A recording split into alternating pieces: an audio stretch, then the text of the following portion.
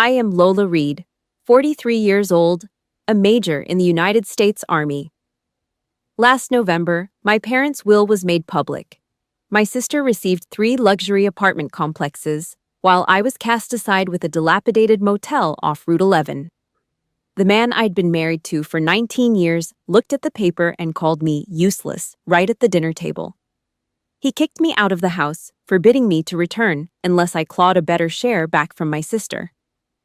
That night, I went to that godforsaken motel. At 0200 hours, I noticed something I shouldn't have. A pine cabinet, smelling of fresh polish, tucked behind the reception desk. My father had been dead for 6 weeks, but the door hinges were as smooth as if he'd just opened them yesterday. Before I reveal the shocking secret hidden inside that cabinet, hit like and let me know your city and local time in the comments. I always read your stories. Now, let me take you back to that morning when the phone rang. It was 06:47 a.m., the kind of sound that tells you it's about to change your entire life. The steam iron hissed, a rhythmic, aggressive puff of white vapor hitting the cotton of my son's dress shirt. 06:47 hours. In the Army, timing is everything. It's the difference between a successful resupply and a body bag. I moved the iron in precise, overlapping strokes. Flat, perfect, disciplined. It was the only way I knew how to hold back the noise in my head. Then the phone on the granite counter screamed. I didn't flinch. I set the iron upright, the metal plate clicking against the board. I picked up the receiver. Major Reed. The voice was gravelly, hesitant. Deputy Miller from the county sheriff's office. I'd coordinated logistics with him for the local Veterans Day parade. Lola, there's been an accident on Route 11. A semi-truck lost its brakes near the Millbrook intersection. Your parents' Buick. They didn't feel anything, Lola. They were gone at the scene. The world didn't tilt. It froze. I felt the heat from the iron radiating against my hip, a sharp contrast to the sudden, icy vacuum in my chest. My grip tightened on the plastic handle until my knuckles turned a chalky white. I didn't cry. Soldiers don't leak. We process. Derek stepped out of the master bathroom, a cloud of expensive sandalwood cologne trailing behind him. He was wiping shaving cream from his jawline with a plush towel I'd bought with my last hazard pay. He saw my face. He didn't move toward me. He didn't drop the towel. "Who was that?" he asked. "My parents," I said, my voice sounding like it was coming from a deep well. "A wreck on the 11. They're dead, Derek." He stopped. He didn't look at me. He turned back to the mirror, tilting his head to check the smoothness of his chin. He rubbed a stray bit of foam away and asked the only thing that mattered to a man who sold stocks for a living. "Did your dad update the will before the trip?" The funeral at Roanoke Cemetery was a masterclass in American hypocrisy. The wind was a serrated blade, cutting through my Class A uniform. I stood at attention, my spine a steel rod, eyes fixed on a point precisely 2 inches above the horizon. The cold was bone deep, but I didn't shiver. Across the grave, my sister Caroline was putting on a show. She was draped in a black designer coat that cost more than a month of my base pay, her head buried in her husband's shoulder. Her sobs were loud, performative, the kind of noise people make when they want to make sure everyone sees their grief. I was the one who had checked the guest list. I was the one who had written the check for the floral arrangements while the dirt was still fresh. Nobody asked if I was cold. Nobody offered a hand. They looked at the uniform and assumed I was made of granite. To them, a soldier doesn't hurt. A soldier just functions. 2 days later, we sat in Harmon's office. It smelled like old carbon paper and damp basement mold. Derek sat next to me, his jaw tight, his eyes darting around like a predator sensing a kill.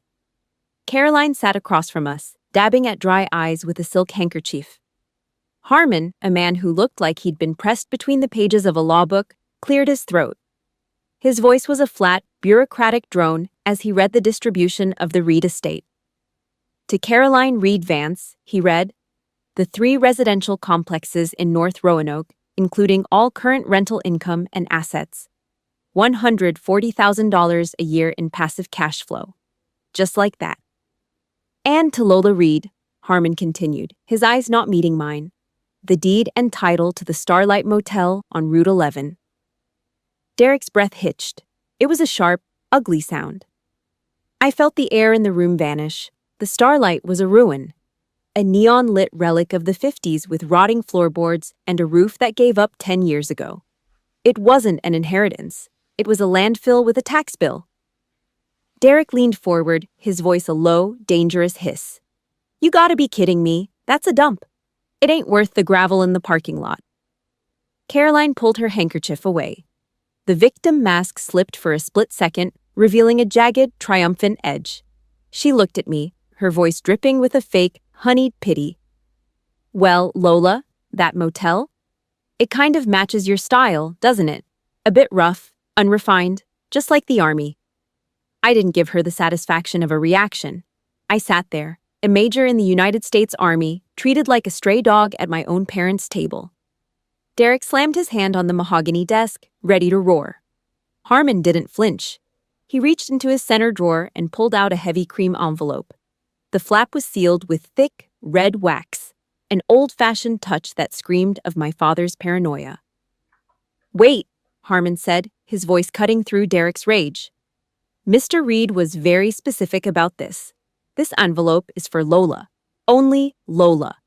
He told me to tell her, open it when you're alone." The room went silent.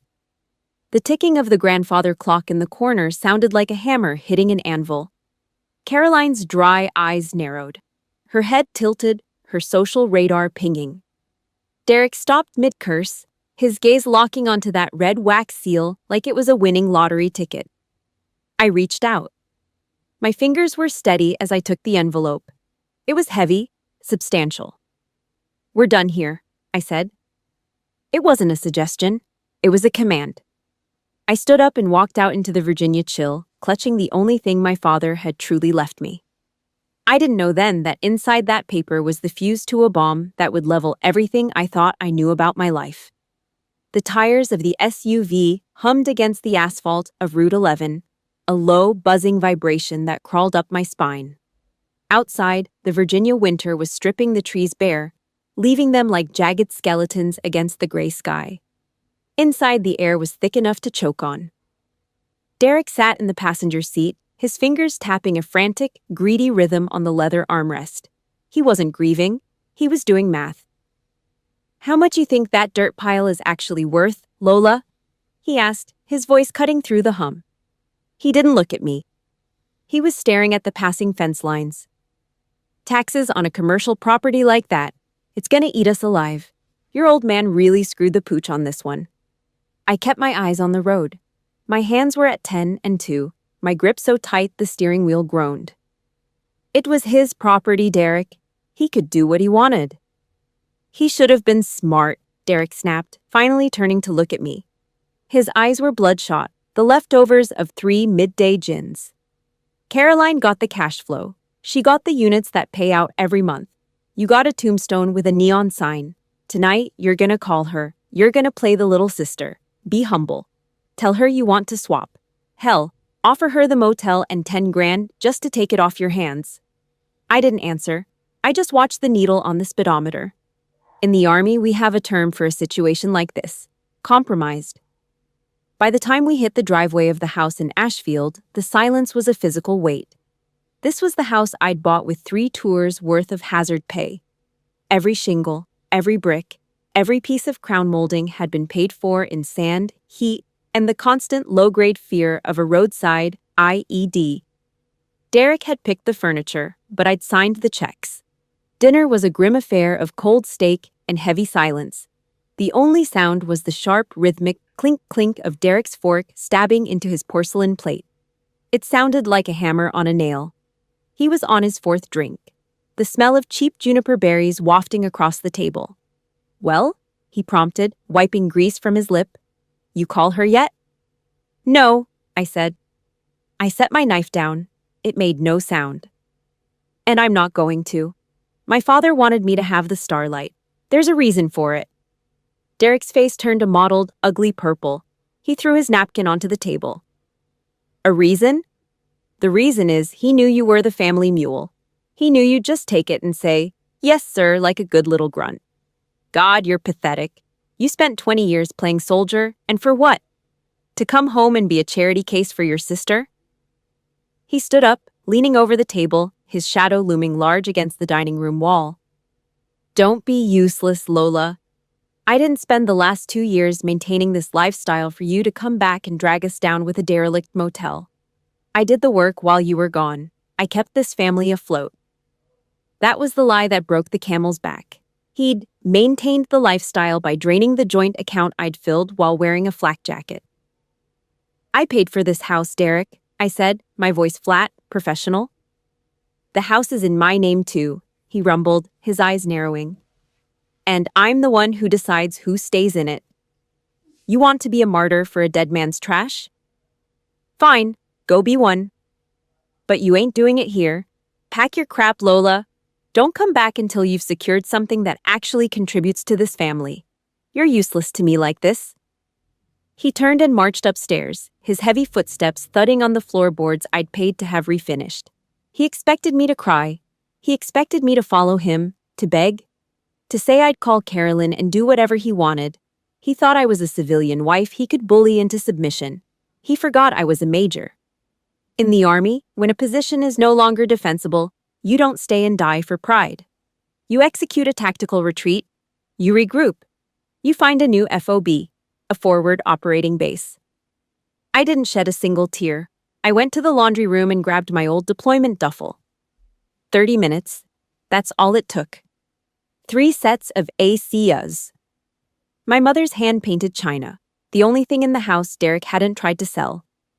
My kids, Noah and Lily, were already at my friend Rebecca's for the weekend. I sent her a one-word text, extended. At 21:43 hours, the tires of my old truck crunched over the overgrown gravel of the Starlight Motel. The neon sign was dead, just a skeleton of glass tubes shivering in the wind. I climbed out, the cold air hitting my face like a slap. It felt good. It felt honest. I walked to room 7, the heavy brass key cold in my palm. The door groaned on its hinges, revealing a room that smelled of mothballs and damp wood. I sat on the edge of the bed, the springs squeaking under my weight. I was alone. No Derek, no Caroline, just the hum of the highway and the ghost of my father. If you've ever been made to feel small by the very people you've spent your life protecting, I want you to know I'm standing here with you. This is the moment where the victim dies and the soldier takes over. Hit that like button if you're ready to see me fight back, and comment the word strength below if you've ever had to walk away to save yourself. Your support is the only fuel I need for this mission. I looked at the clock. It was nearly midnight. I walked out to the reception desk, the floorboards complaining under my boots. That's when I saw it. Tucked behind the counter, hidden in the shadows, was a pine cabinet. It didn't look like the rest of the junk here. It looked maintained. I reached for the handle. My heart was thumping against my ribs like a trapped bird. I pulled, and the door swung open without a single sound. Okay, Dad, I whispered into the dark. What did you leave for me? Oh, 200 hours. The air inside the Starlight Motel's reception office was a dead weight, heavy with the smell of stale wood smoke and the persistent, biting chill of a Virginia winter. Outside, the wind rattled the rusted neon sign, a hollow metallic clatter that echoed down the empty stretch of Route 11. I stood behind the laminate counter, the only light coming from a flickering bulb overhead that buzzed like a dying insect. My breath hitched in the cold. Everything in this room was junk. Broken lamps, faded postcards, and a carpet that had seen too much rot. Everything except the cabinet. It was tucked in the corner behind the desk, a solid slab of pine that didn't belong in this graveyard. I reached out, my fingers brushing the wood. It felt oily, maintained. It smelled of fresh lemon wax and cedar, a sharp, clean scent that cut right through the mold. My father was a carpenter long before he was anything else. He believed a door was a promise. It either held firm or it gave way. I gripped the handle. No creak, no groan. The hinges moved with a whisper of perfectly oiled steel. Inside, there weren't any old jackets or forgotten linens. It was an armory of information. I saw them first. 17 notebooks. Leather-bound, small enough to fit in a cargo pocket. I pulled one out. The date on the first page was 2002, the year I shipped out for my first tour. Beside them lay 3 large, heavy-duty maps, their edges crisp, dominated by aggressive red ink stamps from the VDOT, the Virginia Department of Transportation. Underneath it all sat a manila folder, thick and bulging with land deeds and title certificates. I carried the haul back to room 7, kicking the door shut. I swept the moth-eaten bedspread onto the floor and laid the maps flat across the mattress. In the Army, we call this a terrain analysis. You look for the high ground, you look for the choke points. My father didn't leave me a dump. He'd spent 20 years building a fortress. While I was taking fire in sand-choked valleys and sending every spare cent of my hazard pay home to Derek, my father was quietly playing a different game. He'd used hard cash to systematically buy up the agricultural lots surrounding the Starlight. The motel wasn't just a building, it was the central puzzle piece. It sat directly on the planned path for the new Interchange 14A. I traced the red VDOT lines with a trembling finger. 36 acres, all of it contiguous, all of it mine, eminent domain. I knew the term. The government was coming for this land, and they were coming with a massive checkbook. I looked at the most recent appraisal tucked into the map. $6,400,000. The number hit me like a physical blow to the solar plexus. I sat back on the squeaking springs, my heart hammering a frantic rhythm against my ribs. Caroline had her luxury apartments and her pittance of rental income. Derek had the house I'd bought him and his stock options. They'd looked at me like I was a broken tool, a black sheep fit only for the scrap heap. I reached for the heavy cream envelope with the red wax seal, the one Harmon had handed me like a secret weapon. I broke the wax with a sharp flick of my thumb. Inside was a single sheet of yellowed legal pad paper. The handwriting was bold, the pencil lead pressed so hard it had nearly torn the page. "Lola," it began. "Caroline needs the quick win. She's built for the show, so I gave her the appetizers. But you? You're a Reed. You're built for the long campaign. I saw that Derek for what he was the first day you brought him home, a scavenger. Ashfield was never going to be your home, honey. Not with him. I've spent 20 years arming you for the fight he's about to give you. The Starlight isn't a motel. It's your exit strategy. Use the maps, call Walter. Free yourself." The bitterness that had been simmering in my gut for years didn't just fade, it evaporated. The silence of the room was absolute, broken only by the distant hum of the highway. I wasn't the daughter they'd forgotten. I was the only one my father had trusted with the truth because I was the only one with the steel to hold it. A single tear tracked through the dust on my cheek. Just one. I wiped it away with the back of a calloused hand. I was done with grief. Now, I had a mission. My phone buzzed on the nightstand, the screen cutting through the dark like a flare. Derek. Thought things through. The message read, "Call Caroline and fix this mess.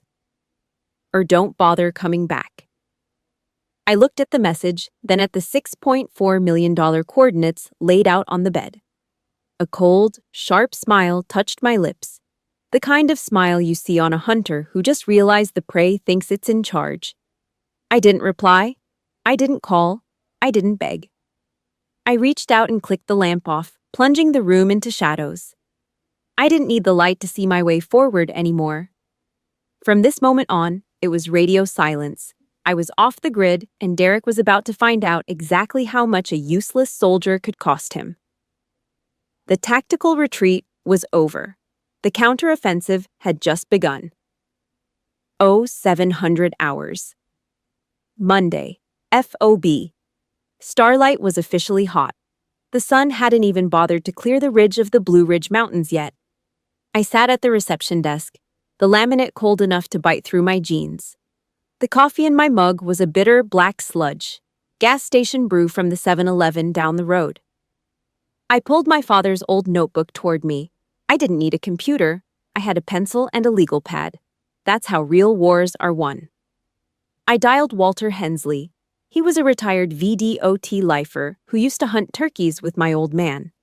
The phone rang 3 times before a raspy, tobacco-stained voice picked up. "Lola?" Walter asked. "Heard about your folks. I'm sorry, kid. Your dad was a good man. Sharp as a tack." "Thanks, Walter," I said, my voice as flat as the Virginia plains. "I'm looking at the maps. The 14A interchange. How real is it?" There was a pause. I heard the scratch of a match. Walter took a long drag of something.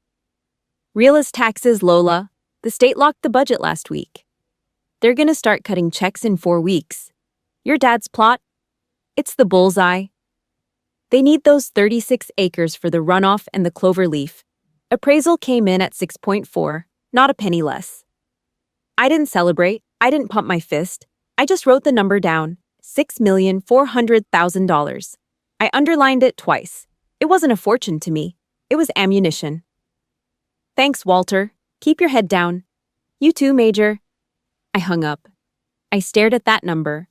In the Army, you learn that a mission is only as good as your intelligence. I had the coordinates. Now, I needed to cut the enemy supply lines. 9:30 hours. Downtown Roanoke.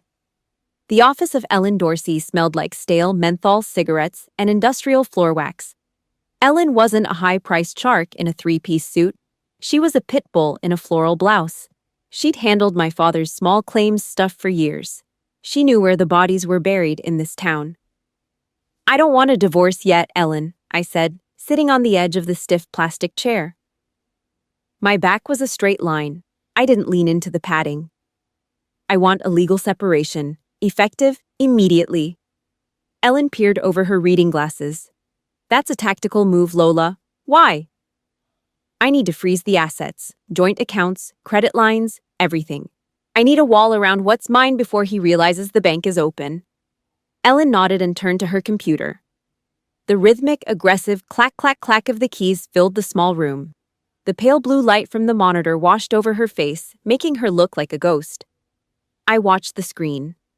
My eyes scanned the line items of the joint account, the one I'd been dumping my hazard pay into for years. Then I saw it, a gaping hole in the balance. "Lola," Ellen said, her voice dropping an octave. "Look at this, Friday afternoon, 3 o'clock. I leaned in. A withdrawal, $38,400. "It's a deposit," Ellen whispered, scrolling down. "Lakeside Marine." He put a down payment on a 24-foot center console speedboat, a blackfin. I stared at the number, $38,400. My mind went back to a dusty, windswept base outside Kandahar. I remembered the heat, the grit in my teeth. I remembered wearing my combat boots until the soles were paper-thin and the heels had rotted through, just so I could send every extra dime home. I wanted to make sure the mortgage on the Ashfield house was paid. I wanted Derek to have the security he always whined about. He'd called me useless. He'd kicked me out like a stray dog. And all the while, he was using my blood money to buy a toy for the summer. "Can we get it back?" I asked. My voice didn't shake. It was cold. Lethal. "Every cent," Ellen said, her finger hovering over the mouse. "Since the funds came from your military pay and we're filing the separation papers today, I can flag this as a fraudulent transfer of marital assets. I'll notify the bank and the dealership. The deal is dead, Lola." "Do it," I said. "And the credit cards?" "I'm issuing the freeze order now. By the time he tries to buy a pack of gum, those cards will be nothing but scrap plastic." "Good," I said, standing up. "Let him see how useless I am when the power goes out."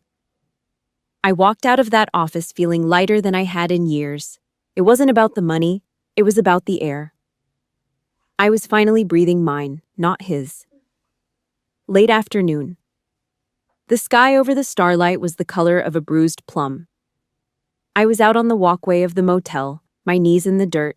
I had a power drill in one hand and a handful of 3-inch galvanized screws in the other. The lock on room 7 was old and shaky. I was reinforcing the frame, driving the metal deep into the wood. Whir, clack, whir, clack. Every screw felt like a statement. This was my FOB. This was the high ground. A semi-truck rumbled past on Route 11, its air brakes screeching, a long, high-pitched scream that echoed against the motel walls. The smell of diesel and cold earth hung heavy in the air. Suddenly, I heard another sound. The aggressive crunch of gravel under tires. A set of high beams cut through the twilight, blinding me for a second. I didn't squint. I stood up slowly, wiping the grease from my palms onto my work pants. A black SUV, the one I'd paid the down payment on, skidded to a halt in the middle of the courtyard. The engine cut out, and for a second, the only sound was the tink, tink, tink of the cooling manifold. The driver's side door swung open, and Derek stepped out. He didn't look like the confident shark from the dining room table. His tie was loose, his face was flushed, an angry, blotchy red. He was holding his wallet in one hand like it was a wounded animal. He looked at the sagging roof, the peeling paint, and the weeds choking the parking lot. He probably thought I was inside, huddled under a thin blanket, crying my eyes out and waiting for him to come save me. He looked at me, saw the drill in my hand and the dirt on my knees. He looked like he wanted to scream. I didn't say a word. I just stood there, my spine a perfect military vertical, and waited for him to cross the line. Derek took 2 steps forward, his voice cracking the silence of the Virginia evening. "Lola, what the hell did you do to my cards?" I didn't answer him. I just tightened my grip on the drill and stared him straight in the eyes. The battle had finally come to the gate. Derek stood on the other side of the rusted chain-link fence, the silver mesh a thin barrier between his world of air-conditioned offices and the dirt I was currently kneeling in. The sun was low, casting long, jagged shadows across the gravel lot. He was wearing an Italian wool coat that cost more than the roof repairs I was tallying. His scent, something expensive and citrusy, fought the smell of damp earth and rotting pine. He didn't come inside. He stayed by the gate, arms folded over his chest, his eyes scanning the peeling paint of the starlight with a look of pure, unadulterated disgust. "This place is a landfill, Lola," he said, his voice carrying that patronizing lilt he used when he thought I was being hysterical. "Look at you. You're covered in grease. You're a major in the army, for God's sake. Stop acting like a bratty teenager who ran away from home because her feelings got hurt." I didn't stop. The impact driver in my hand screamed, a high-pitched mechanical shriek as I drove another 3-inch screw into the door frame of room 7.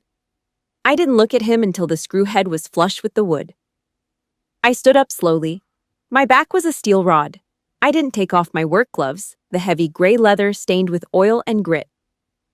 "You're done throwing your tantrum, right?" Derek continued, leaning against the fence post like he was doing me a favor just by standing there. "Pack your bag. Come home. Call Caroline and tell her you were wrong. Tell her you're sorry for being difficult. If you play your cards right, she might still give you a piece of those apartments." He thought the cold would break me. He thought the silence of the highway and the smell of mold would make me crawl back to the Ashfield house and beg for his protection. He was using the oldest trick in his book, making me feel like my reality was a hallucination. I walked toward the fence, stopping exactly 3 feet away, close enough to see the sweat on his upper lip. "I'm living here," I said. My voice was flat. No anger, no tremor. Just a statement of fact, as heavy and immovable as a lead pipe. Derek's smirk faltered. He blinked, his eyes searching mine for the familiar flicker of doubt he'd spent 19 years cultivating. He found nothing.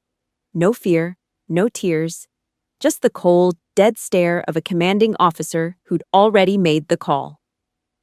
"Fine," he spat, kicking a clump of gravel against the fence. "Have it your way. Stay in this dump, sleep on a lumpy mattress, and eat out of a can. When you're ready to stop being useless, you know where the house is." He turned on his heel and marched back to the SUV, the one I'd bought, the one he thought he still owned. He didn't know that when he tried to fill the tank at the Exxon down the road, his card was gonna scream, "Declined." He didn't know the boat deposit was already dead air. The engine roared, tires spitting gravel as he peeled out onto Route 11. I watched the red taillights vanish into the Virginia fog. Night fell hard over the starlight. The temperature dropped, the wind whistling through the gaps in the window frames. I was sitting at the reception desk, a lukewarm cup of black coffee in front of me, when the phone rang. I knew the number. Caroline. "Lola?" Her voice was wet, thick with that performative sympathy she used when she was about to stick a knife in someone's ribs. "Oh, honey," Derek called. "He's so worried about you. He says you're staying at that place. It's heartbreaking." I didn't say a word. I just listened to the hum on the line. "Listen, sweetie," she cooed. "I've been thinking. Dad was clearly out of his mind when he wrote that will. That motel is a liability. You're gonna lose everything on property taxes alone. But I'm your sister. I want to help." She paused, waiting for me to thank her. I stayed silent. "I talked to my lawyer," she continued, her voice gaining an eager, sharp edge. "I'm willing to give you 10% of the monthly revenue from my apartment units. It's guaranteed cash, Lola. No work, no stress. All you have to do is sign over that empty lot and the motel to me. I need the space for a tenant parking overflow. It's a win-win." I looked at the map on the desk. The 36 acres, the interchange 14A coordinates, $6.4 million. And she wanted to trade it for 10% of a couple of rent checks so she could pave it over for a parking lot. The greed was so transparent, it was almost pathetic. She thought I was still the unrefined little sister who didn't understand the grown-up world of real estate. She thought the army had made me obedient, not observant. "Lola, you there?" I pulled the phone away from my ear, staring at the receiver like it was a piece of contaminated evidence. "Thanks for the call, Caroline," I said. I didn't wait for her to answer. I clicked the line dead. The silence that followed was heavy, but it wasn't lonely. It was the silence of a soldier waiting for the sun to come up on a day of battle. I walked over to the stack of mail I'd pulled from the rusted box by the road. On top was a thick white envelope with the Millbrook Town Hall seal in the upper left corner. Official notice, public hearing, corridor expansion and eminent domain finalization. Next Thursday, 1800 hours. The stage was set. Caroline would be there, draped in her designer black, looking for a way to grab more. Derek would be there, probably looking for a way to pay his bar tab. They were both coming to watch the starlight die. They didn't know they were walking into a kill zone. I set the letter down on the pine cabinet. I didn't feel tired anymore. I felt like a machine. I walked back to room 7, the heavy brass key cold in my hand. Tomorrow, the cleanup started. Next week, the war ended. I looked at my reflection in the darkened window of the office. The woman staring back wasn't the wife who had begged for a shred of affection in Ashfield. She was a major with a target in her sights. I picked up the drill one last time, the weight of it comforting. The Virginia night was screaming with the sound of trucks on the highway, but all I heard was the clock ticking down to Thursday. They'd spent years telling me I was the one who didn't understand the value of things. They were about to find out that when you spend 20 years in the dirt, you learn exactly what everything is worth. Wednesday noon. Roanoke's premier steakhouse smelled of searing prime rib and expensive bourbon. It was the kind of place where Derek felt like a king, holding court with 2 potential partners. I could almost see him leaning back, his teeth white against his tan, acting like he owned the city. He'd spent years perfecting that fake-it-till-you-make-it grin while I was eating dust and MREs in a desert half a world away. Derek snapped his fingers for the bill. He pulled out the platinum card, the one with my name on the account, and slid it into the leather folder with a practiced flick of his wrist. 2 minutes later, the manager appeared. He didn't just leave the folder. He leaned in close, his voice a low, clinical murmur that cut through the clinking of silverware. "I'm sorry, Mr. Reed. This card was declined." Derek's face went from sun-tanned to a blotchy, ugly crimson. "Try it again. Your machine is broken." Beep. Error code?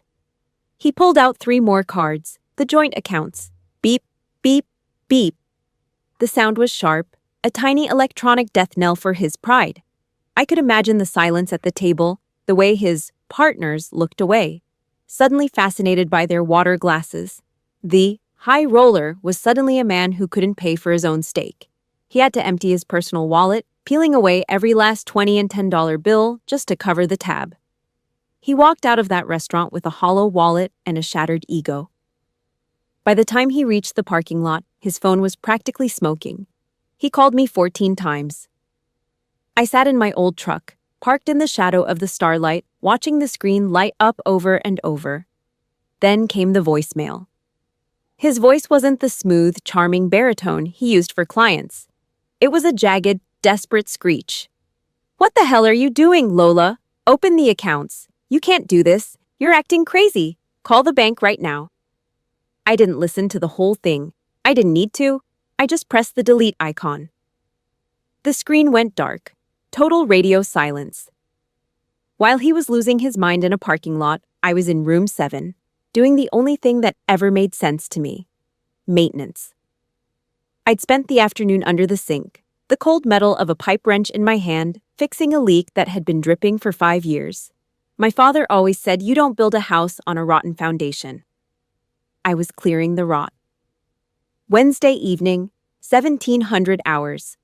The starlight was quiet, save for the hum of the highway. I stood in front of the cracked mirror in the reception office. I wasn't wearing my AC-uz, I was ironing my civilian uniform.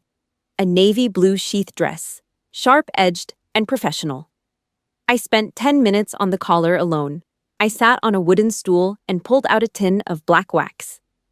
I polished my square-heeled shoes until they looked like glass. In the army, your boots tell the story of your discipline. Tonight, my shoes would tell the story of my intent. These weren't the kind of heels that made a clicking noise to announce your arrival. They were heavy, stable, and silent.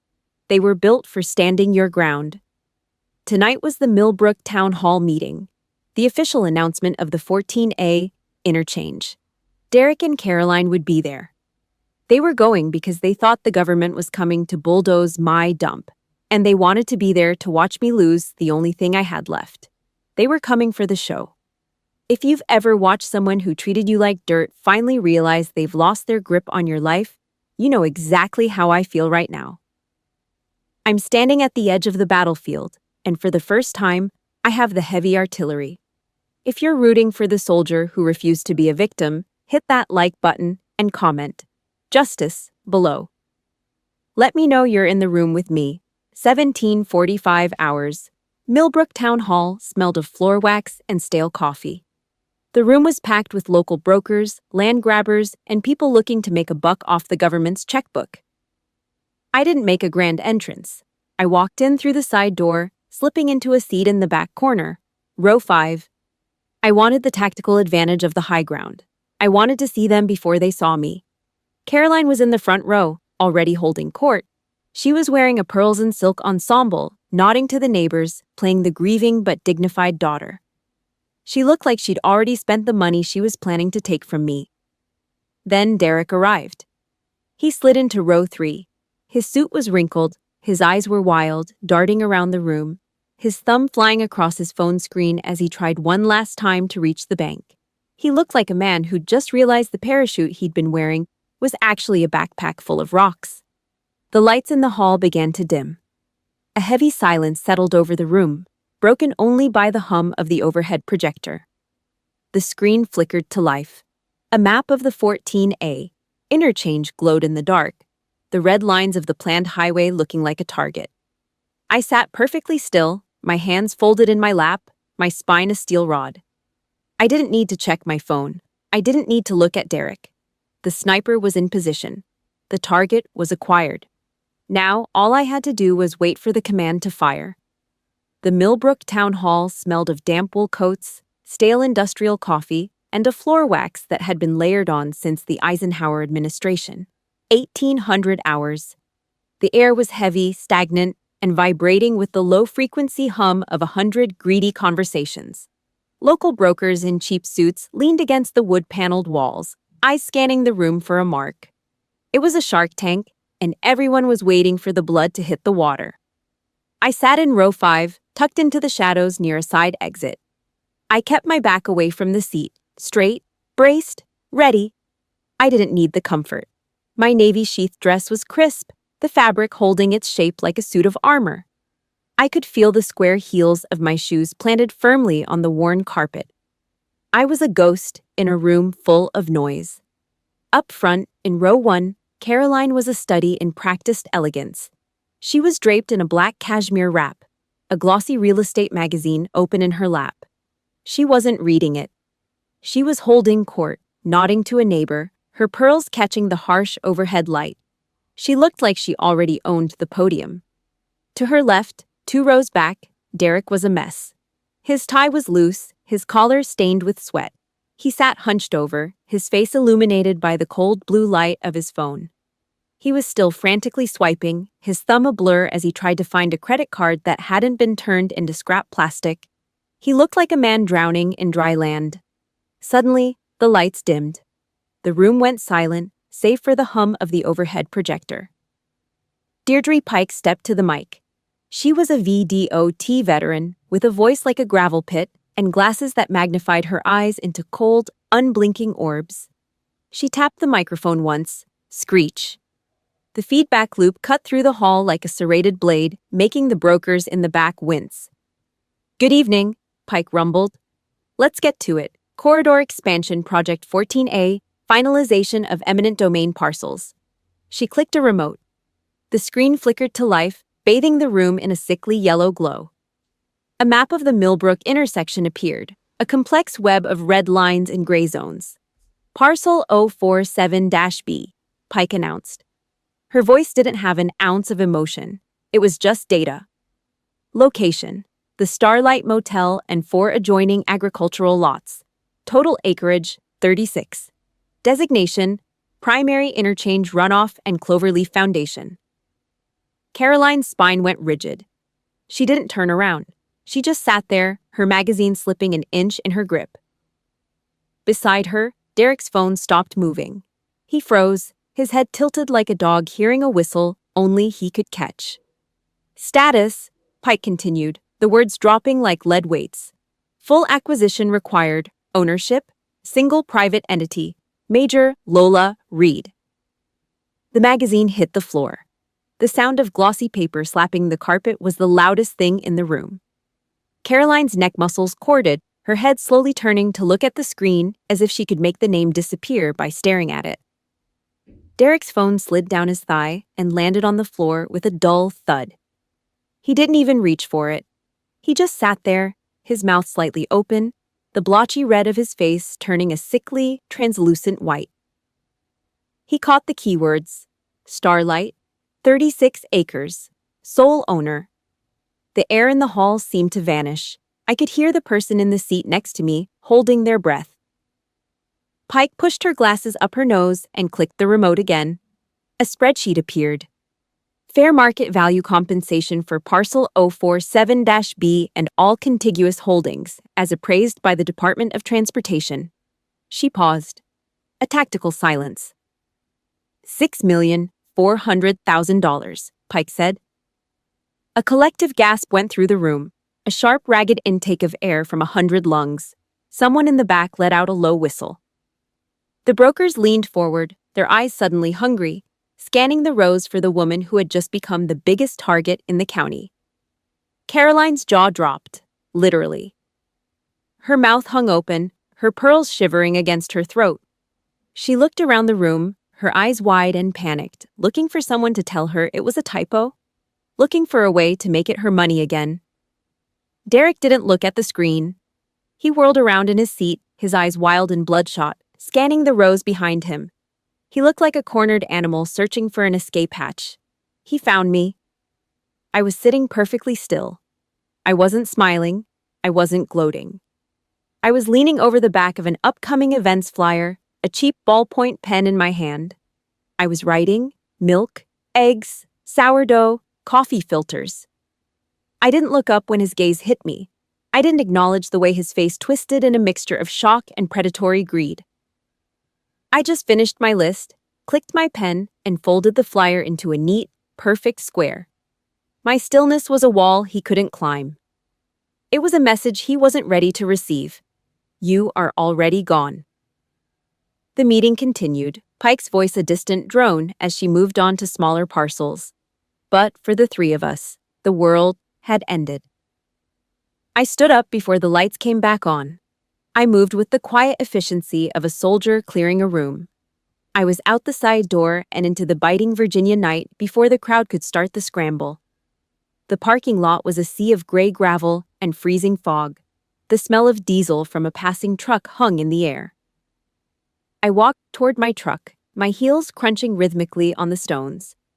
I reached into my bag for my keys, the cold metal a comfort against my palm. "Lola!" The voice was a jagged rasp. I stopped. I didn't turn around. Derek was 20 feet away, his shadow stretched long and thin by the streetlights. He was walking toward me, his chest heaving, his expensive coat flapping open in the wind. He looked desperate. He looked dangerous. He looked like a man who thought he still had a vote. "Lola, wait!" he yelled, his voice cracking in the cold. 6 million? You knew. You knew this whole time, and you let us. I turned then slowly. I stood by the door of my truck, the light from the mercury lamp overhead casting my face in deep, harsh shadows. I didn't say a word. I just watched him stumble through the gravel, coming closer to the line I'd drawn in the dirt. "We need to talk," Derek panted, stopping 10 feet away. He tried to put on that old, charming smirk, but his lips were trembling too hard. "This changes things, Lola, obviously. We can fix the Ashfield house. We can get that boat. We can." "Derek," I said. My voice was a low, steady hum, like a distant engine. He stopped talking. He blinked, waiting for the "yes, sir." "You're trespassing," I said. I climbed into the truck and slammed the door. The sound of the heavy steel latching shut echoed across the empty parking lot like a gunshot. I started the engine, the roar of the V8 drowning out whatever he was screaming at my window. I didn't look in the rearview mirror as I backed out. I didn't need to. The target was destroyed. The mission was moving to the final phase. I pulled out onto Road 11, the red taillights of my truck the only thing left of me in the fog. Derek was a shrinking silhouette in the dark, a ghost standing on a pile of gravel he'd never own. My phone buzzed on the dash. A text from Caroline. "Lola, honey, call me. We need to discuss Dad's hidden accounts. I think there's been a mistake." I didn't reply. I just watched the road, the gray asphalt unfolding ahead of me like a promise. The sniper had taken the shot. Now it was time to collect the prize. The heavy oak doors of the town hall hissed shut behind me, cutting off the low roar of the crowd. The night air hit my face like a wet rag, sharp, biting, and smelling of road salt and frozen pine. I didn't slow down. I walked across the cracked asphalt of the parking lot, my heels making a rhythmic, military click-clack that echoed against the brick walls. My breath came out in short, white bursts of mist. I wasn't running. I was moving to the next objective. "Lola! Lola! Damn it! Stop!" The voice was a jagged rasp, tearing through the silence. Derek's boots hammered on the loose gravel behind me. He sounded like a pack-a-day smoker, trying to run a marathon in a suit that cost too much and fit too little. I reached my truck and pressed the key fob. Bip, bip. The headlights flared, cutting through the freezing fog like twin bayonets. I reached for the door handle. A hand lunged toward my arm. I didn't flinch. I just shifted my weight. A half step to the left, a slight rotation of the shoulder. It was a reflex, a ghost of a move from a dozen combatives' drills at Fort Bragg. Derek's hand swiped through empty air, and he nearly stumbled over his own feet, his expensive loafers skidding on a patch of black ice. He steadied himself against the side of my truck, his chest heaving. Under the sickly yellow glow of the mercury street lamp, he looked like a ghost. His face was a mask of blotchy red and pale sweat, despite the temperature being in the 20s. "Lola, honey, we need to talk, right now." He was trying for the old voice, the smooth, persuasive baritone that used to make me think everything was my fault. It didn't work. It sounded like a rusted hinge. I leaned back against the driver's door, my spine a perfect vertical line. I didn't say a word. I just watched him. In the Army, you learn that silence is a vacuum. People will scream just to fill it. 6.4 million, Derek panted, his eyes wide and vibrating with a predatory kind of hunger. "You knew? You sat there in that house in Ashfield, watching me stress about the mortgage, watching me worry about our future, and you knew you were sitting on a gold mine?" I nechmepi, smirked. It was a cold, tiny movement of the lips. You weren't worrying about the future, Derek. You were worrying about your gin tab and that Blackfin speedboat. He winced like I'd slapped him. That's not fair. I did that for us, for the family. Look, we can fix this. We'll go home. I'll make a fire. We'll call Caroline and tell her the motel isn't for sale. We'll hire a real estate attorney, a big city one from Richmond. We're gonna be set, Lola. No more useless talk. I was stressed, okay? I didn't mean those things.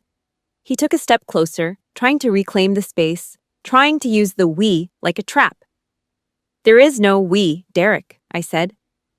My voice was low, steady, and had the texture of grindstone. You remember Friday night, when you told me not to show my face until I got a decent share from my sister?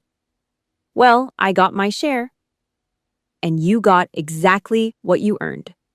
You can't do that, he hissed, the charm evaporating, replaced by the jagged edge of a man losing his grip on the meal ticket. We're married, Lola, 19 years. That land is marital property. I don't care whose name is on the deed. Half of that $6 million is mine. And you're gonna open those accounts and unfreeze my cards right now, or I'm calling a lawyer and taking you for everything you've got. I pulled a folded piece of paper from my bag. Not the grocery list. The other one.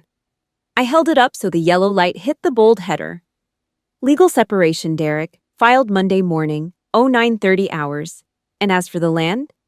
In the Commonwealth of Virginia, an inheritance is separate property. It was never yours. I kept it separate. I stayed at the motel. I didn't put a dime of it into the Ashfield house. My father knew exactly who you were, Derek. He built a wall around this money 20 years ago. His jaw worked, but no sound came out. He looked at the paper, then at me. The realization hit him like a physical weight.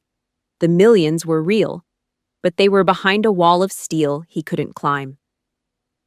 And that $38,000 for the boat, I continued, each word a slow, deliberate strike. I flagged the transfer as fraudulent. The dealership already pulled the plug. The bank is coming after you for the overdraft fees and the credit lines you blew through while I was downrange. You wanted to play the high roller on my hazard pay. Now you get to pay the bill. Lola, please. He reached out again, his voice cracking. This wasn't a husband. This was a scavenger realizing the carcass had vanished. I have nothing. The house is underwater. My firm, they're letting me go. I need this. Just a little, $100 grand. To get me on my feet? I didn't answer. I just looked at him. The man I'd spent 19 years trying to please, the man I'd sent my blood and sweat to while I slept in the dirt. I felt nothing. No anger, no pity. Just the absolute, clinical clarity of a mission accomplished. We'll talk through the lawyers on Monday, I said. Don't go back to Ashfield. I changed the codes. Your bags are on the porch. Hope it doesn't rain. I climbed into the cab.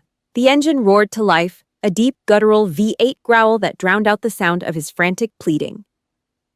I slammed the door. The sound of the heavy steel latching shut was the final period on a 19-year sentence.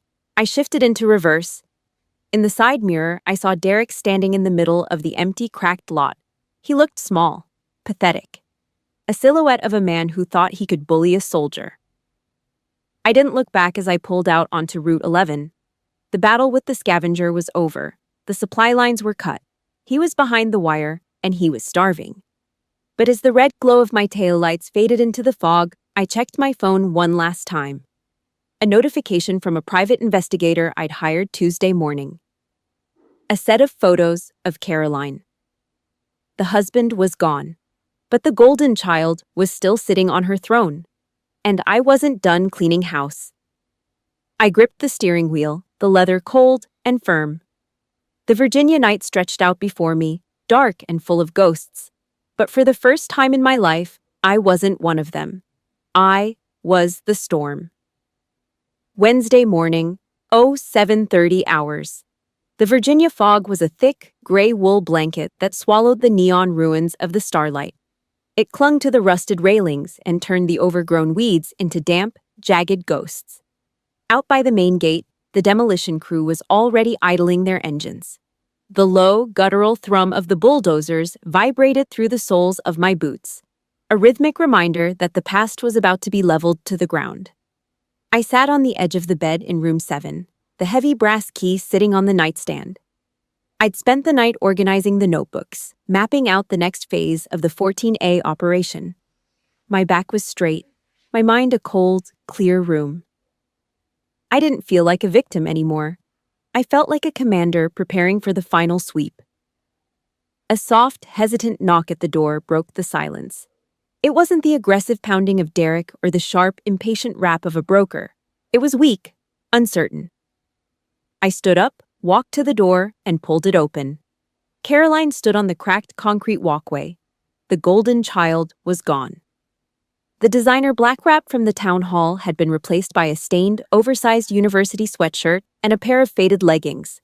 Her hair, usually a perfect blonde sculpture, was pulled back in a messy, grease-slicked ponytail. She wasn't wearing a lick of makeup.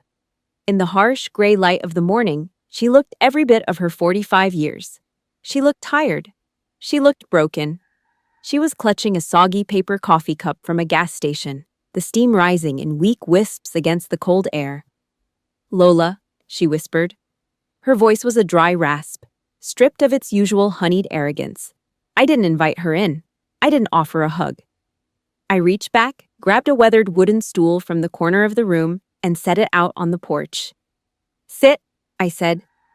It wasn't a suggestion. Caroline sat. She hunched her shoulders in, staring out at the parking lot where the fog was beginning to lift, revealing the true decay of the motel. I stood by the doorframe, my arms crossed, watching her.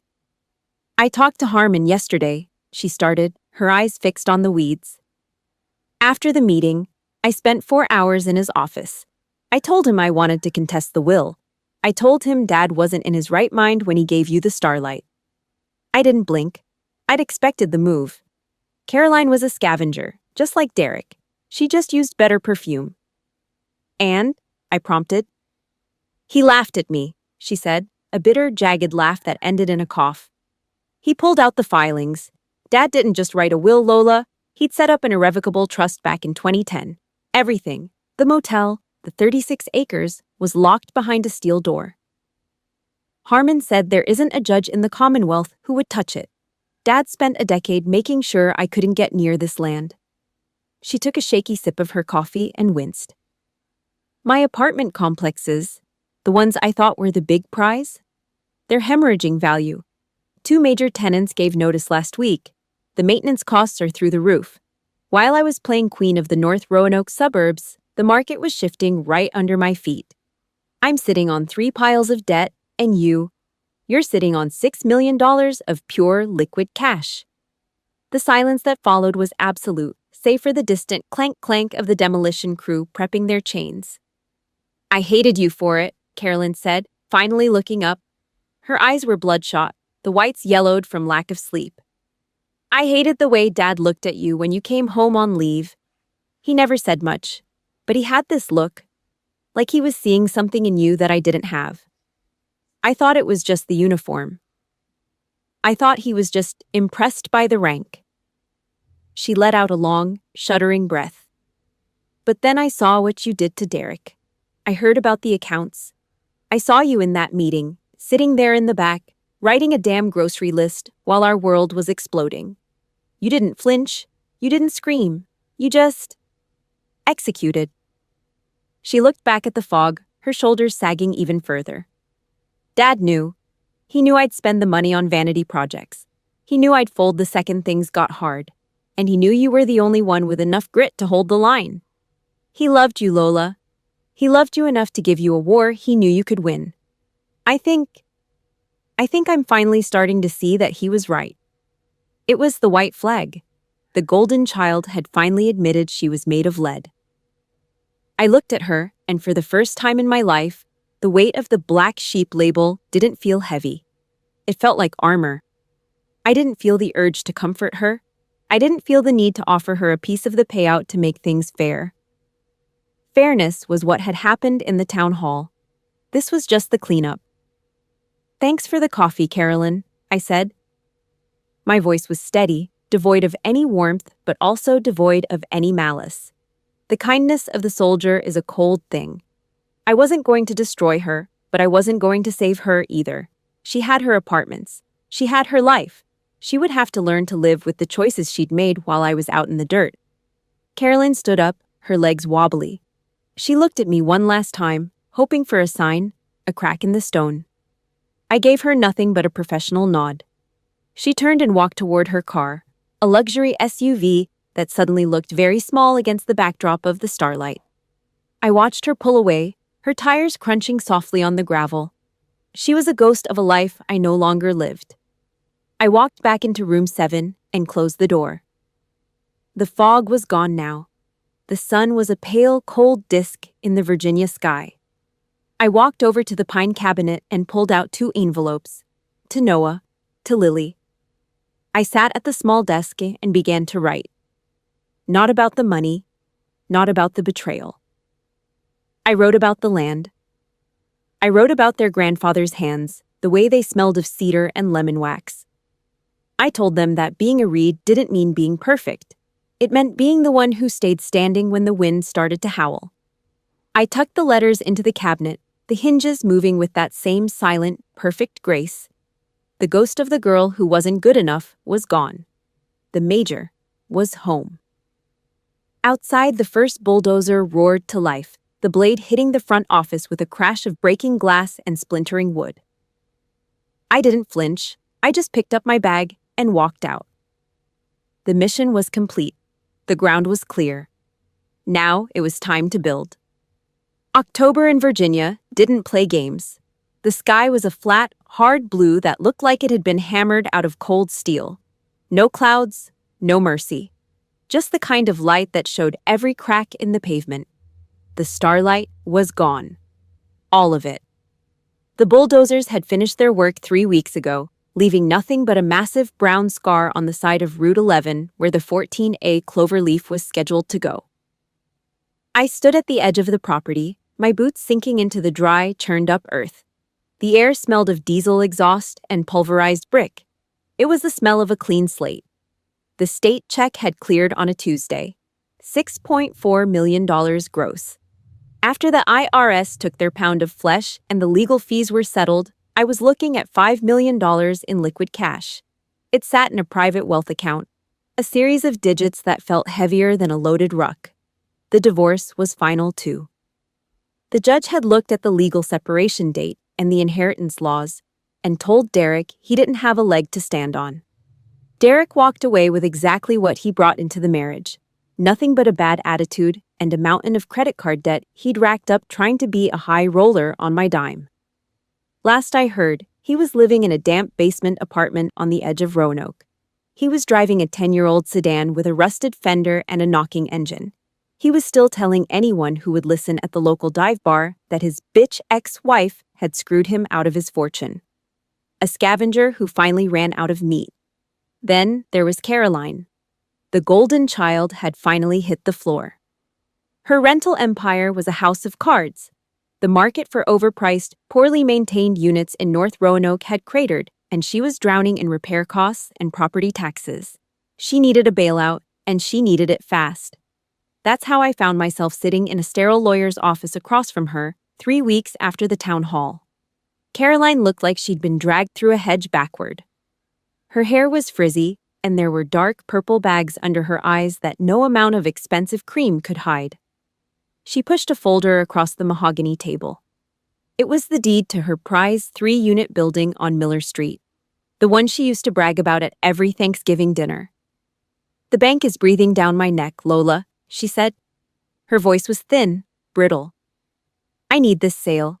I'm giving you a fair price. Probably better than fair." I didn't open the folder. I didn't need to. I'd already had it appraised. I knew she was desperate. I knew she was selling it for 20% under market value just to stop the bleeding. "Why?" she asked, her voice cracking as I pulled out my pen. "You always said these apartments were a headache. You told me they were a trap for people who didn't want to do real work. So why buy it now?" I didn't look up. I signed the purchase agreement in one long, aggressive stroke of black ink. The paper hissed as I slid it back to her.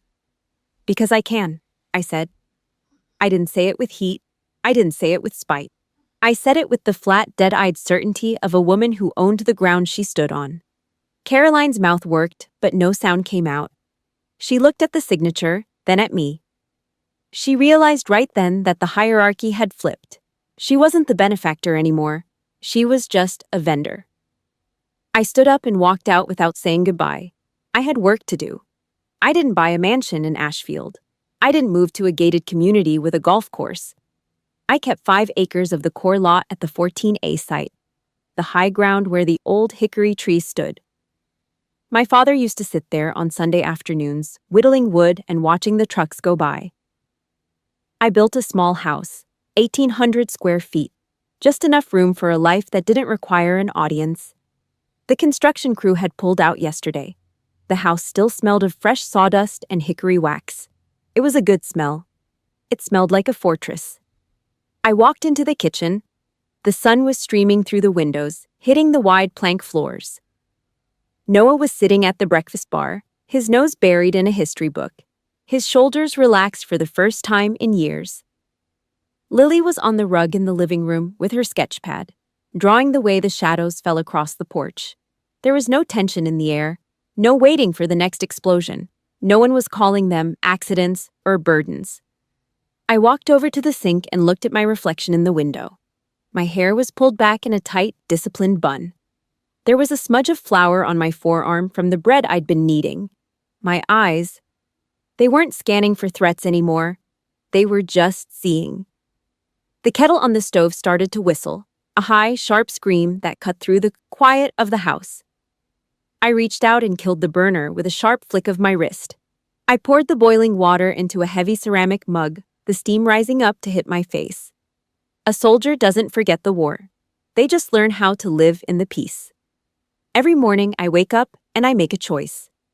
I choose the dirt under my fingernails over the lies in my ear. I choose the silence of my own home over the noise of people who never deserved a seat at my table. I took a sip of the tea and looked out toward Route 11. The 14A construction was in full swing. Dust was rising from the horizon, and I could hear the rhythmic thump-thump of the pile drivers in the distance. The world was moving on.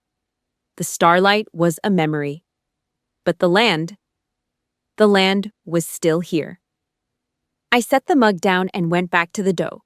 I had 2 kids to feed and a life to build. The campaign was over. The victory was absolute. I didn't need to look back. I was the one holding the keys.